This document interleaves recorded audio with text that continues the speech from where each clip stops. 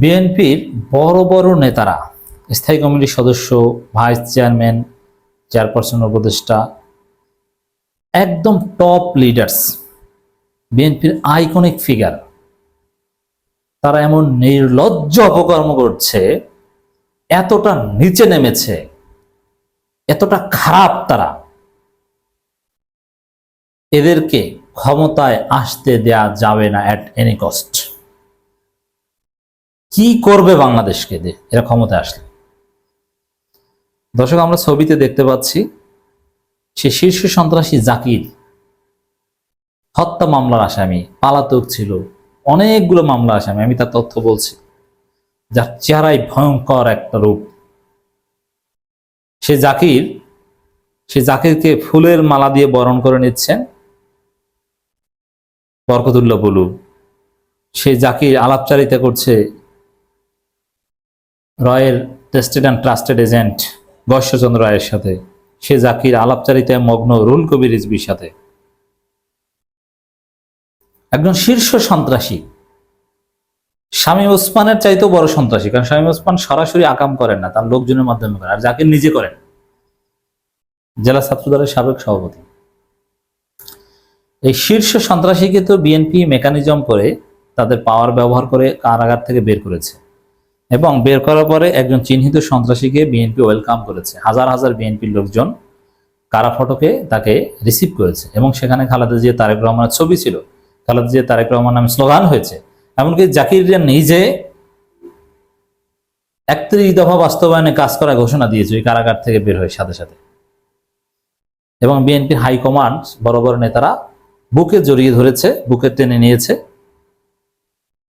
এবং কিছু খুচরা নেতা আছে না, তারা তো অনেক বড় বড় বক্তব্য দিয়েছে, না এই 31 দফায় জাকিরের নেতৃত্বে, তরুণদের নেতৃত্বে বাস্তবায়ন হবে, তরুণরা জেগে উঠবে জাকিরের নেতৃত্বে। তাহলে এরকম একজন ভয়ানক অপরাধীকে যখন গশ্বরচন্দ্র রায় এমন সরাসরি ফুলের মালা পরিয়ে দেয়, আপনার থাম্বনেইলে ছবি দেখছেন, ওই যে অজু করে মনে হয় ফুলের মালা পরিয়ে দিয়েছে, কারণ তারেক রহমানের নাম নিতে অজু করা লাগলে জাকিরের গলায় ফুলের মালা পরিয়ে দিতেও অজু করা লাগবে, এটা কিয়াস। তো এই যে বিষয়টা, এর অর্থ কি? এটা কিসের প্রমাণ করে? এর মানে এগুলো কেন করছে বিএনপির বড় বড় নেতার প্রকাশ্যে ছবি তুলে ফুলের মালা পরিয়ে দিয়ে ছবি, এগুলো তো সম্পর্ক রাখলেও গোপনে রাখে, কিন্তু কেন? কারণ বিএনপি জানে যে জনগণ তাদের ভোট দিবে না। আগামী দিনে বিএনপির যে অপকর্ম, বিএনপির যে চাঁদাবাজি, বিএনপির যে দখলদারিত্ব, এর বিরুদ্ধে জনগণ জেগে উঠবে। তখন বিএনপি সন্ত্রাস করবে, আর সন্ত্রাস করতে হলে এই জাকিরদের দরকার আছে। জাকিরদের মাধ্যমে, শামীম ওসমানদের মাধ্যমে যেরকম আওয়ামী লীগ প্রতিপক্ষকে দমন করেছে, এই জাকিরদের মাধ্যমে বিএনপি প্রতিপক্ষকে দমন করতে চাইবে, কিন্তু সম্ভব হবে না। শামীম ওসমানের মতো লোককে আমরা দেশ থেকে পাঠিয়ে দিয়েছি, পালিয়ে গিয়েছে, আর কোথাকার কি জাকির? এই জাকিরদের কে? সে যুগ আছে? সে যুগ নাই। দর্শক, আমরা তীব্র নিন্দা প্রতিবাদ জানাই বিএনপির বড় বড় নেতাদের এরকম সন্ত্রাসী কাজকে প্রকাশ্যে বৈধতা দানের জন্য। বিএনপি তার বিরুদ্ধে মামলা করেছে, সেই বিএনপি নেতারা এখন তাকে জড়িয়ে ধরছে, তাকে অ্যাকসেপ্ট করেছে। আপনি চিন্তা করেন, তো এতে কি করা দরকার? আপনি একটু মন্তব্য করে জানান দর্শক, যে এদেরকে কি করণীয়, এদের সম্পর্কে আপনার মন্তব্যটা কি? দর্শক, কত বড় অঘটন ঘটিয়েছে। দর্শক, আরো তলে তলে কত, আমি বিশ্বাস করি যে এই জাকির, গয়েশ্বর, রিজভী, বরকতুল্লাহ বুলু, এদের সাথে যে খাতির রাখছেন, এই জাকিরের সাথে তারেক রহমানের নিয়মিত কথাবার্তা হয়, এবং এই জাকিরকে রেডি করছে বিএনপি, তারেক রহমান, এটা ধারণা করা যায়।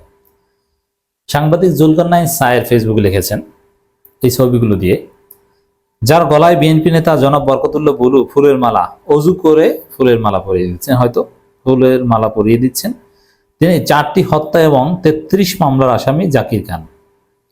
তিনি 2003 সাল থেকে সালে বিএনপিরই এক নেতা খুনের ঘটনার পর দেশ ছেড়ে পালিয়ে যান। এর মানে বিএনপির নেতা খুন করেছে এবং বিএনপির আমলে দেশ ছেড়ে পালাতে হয়েছে তাকে, বিএনপির আমলেই তার বিরুদ্ধে মামলা হয়েছে প্রথম, তাকে এখন তারেক রহমান নির্দেশে বিএনপি সবাই গলায় ঝুলিয়ে রাখছে নাকি? সম্প্রতি নারায়ণগঞ্জ জেলা ছাত্রদলের সাবেক সভাপতি জাকির খান 26টি মামলায় খালাস পেয়েছেন। জানা যায়, দীর্ঘদিন বিদেশে পালিয়ে থাকার পর গোপনে দেশে ফিরে এসে রাজধানীর বসুন্ধরা আবাসিক এলাকায় পরিচয় গোপন করে সপরিবারে বসবাস শুরু করলে 2022 সালের 3 সেপ্টেম্বর উক্ত এলাকায় অভিযান চালিয়ে বিদেশি পিস্তল সহ জাকির খানকে গ্রেপ্তার করে র্যাব। তারপর থেকে জেলেই ছিল নারায়ণগঞ্জ জেলা ছাত্রদলের সাবেক সভাপতি জাকির।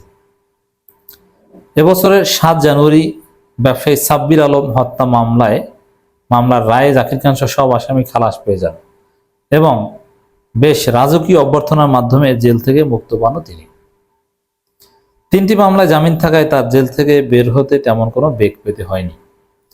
স্বৈরাচার আওয়ামী সরকারের সময় শীর্ষ সন্ত্রাসী জোসেফ কিভাবে রাষ্ট্রপতি ক্ষমা পেয়ে কারামুক্ত হয়েছিল তা নিশ্চয়ই আপনারা অবগত আছেন, এবং এইগুলো কিন্তু এই জুলকারনাইন সাহেবরাই বের করেছিলেন। জোসেফেরই আপন ভাই কুখ্যাত জেনারেল আজিজের মদদে তাদের অপর সহোদর শীর্ষ সন্ত্রাসী হারিস আহমেদ কি করেছিল সেসবও আপনাদের অজানা নয়। তাহলে বিএনপির শীর্ষ নেতারা কি ঠিক মনে করে জাকির খানের মতো একজন চিহ্নিত সন্ত্রাসীর সাথে মাখামাখি করছে? কি মনে করে? সন্ত্রাসীদের সাথে রাজনৈতিক দলের শীর্ষ নেতাদের কিসের আতাত? প্রশ্ন ছুড়ে দিয়েছেন জুলকারনাইন সাহেব। কিসের আতাত? এই যে আগামী দিনে জনগণ বিএনপিকে ভোট দিবে না, বিএনপিকে ভোট কারচুপি করতে দিবে না, চাঁদাবাজি করতে দিবে না, লুটপাট করতে দিবে না, তখন এই জাকির খানদের মাধ্যমে জনগণের উপর গুলি চালাবে, জনগণকে ভয় দেখাবে, জনগণকে নির্যাতন করাবে। এই জন্যে শুধু এক জাকির খান না, বিএনপি এরকম শত শত জাকির খান রেডি করছে এবং প্রকাশ্যে এগুলো করছে। এগুলো জনগণকে ভয় দেখাচ্ছে, ছাত্র জনতাকে ভয় দেখাচ্ছে। জাকির খানকে দেখলেই তো ভয় লাগে আমাদের ছেলে মেয়েদের, ভয় দেখাচ্ছে বিএনপি। এই যে ছাত্ররা চালাকি করবো না, এই দেখো জাকির খান আছে, একদম কিন্তু তোমার চালাকি খেয়ে দিবে। নারায়ণগঞ্জবাসীকে ভয় দেখাচ্ছে, জামাত শিবিরকে ভয় দেখাচ্ছে, বেশি চালাকি করো, জাকির খানের চেহারা দেখছো, একদম খেয়ে ফেলবে। কিন্তু এই রাজনীতি করছে বিএনপি। অতএব দর্শক, ক্ষমতা আসার আগেই জাকির খানদের নিয়ে এই কাজ করছে। ক্ষমতা আসতে পারলে বাংলাদেশের প্রত্যেকটা পাড়ায় পাড়ায় এরকম জাকির খান তৈরি হবে। ছাত্রদলের প্রত্যেক ইউনিয়ন সভাপতি হবে এক একটা জাকির খান, যুবদল, স্বেচ্ছাসেবক দল, শ্রমিক দলের নেতারা হবে এক একটা জাকির খান। দেশ আবার সেই সন্ত্রাসের যুগে ফিরে যাবে। খালেদা জিয়া এগুলো সুস্থ থাকলে এগুলো প্রশ্রয় দিতেন না। খালেদা জিয়া র্যাব গঠন করে বেশি ক্রসফায়ার দিয়েছেন বিএনপির সন্ত্রাসীদের। খালেদা জিয়া চেয়েছিল যে দেশটাকে সন্ত্রাস মুক্ত করতে, কিন্তু বিএনপি নেতারা আবারও সে জাকির খানদের ফিরিয়ে আনছে। কিন্তু না, কোনো কাজ হবে না, বিএনপিকে আমরা ক্ষমতায় আসতে দিব না। আর এই জাকির খানদের অপরাধের বিচার হতে হবে, বিচার হবে। ডক্টর ইউনূস আছেন। অতএব বিএনপি এখন দলীয়ভাবে সন্ত্রাসীকে প্রশ্রয় দিচ্ছে, সন্ত্রাসীদের প্রশ্রয় দিচ্ছে। জুলকারনাইন সাহেবের এই পোস্টের মাধ্যমে মোটামুটি স্পষ্ট হয়ে গেল।